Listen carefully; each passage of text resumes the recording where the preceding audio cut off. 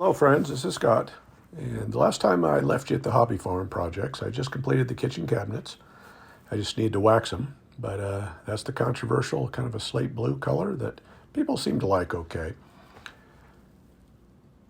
And I've been painting doors, and every door, like I've been talking about, is got holes.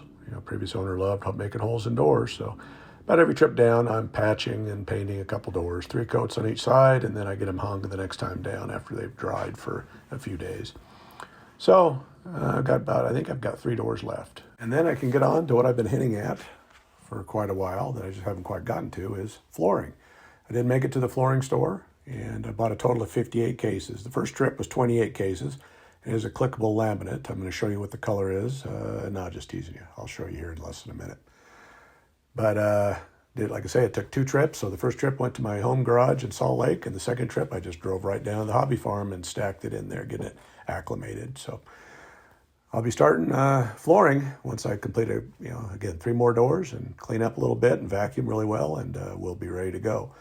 Now, what color did I choose? I wonder if it was the dark brown that I've been hinting at or some other color. Well, here's the suspense killer.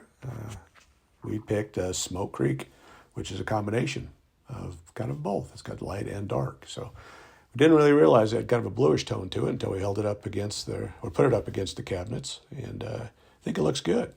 So hit in the comments or tell me in the comments what you think of this color of flooring, but I think we're pretty happy with it, and it'll go in every room minus the 2 bathrooms, which are tile. Thanks for watching.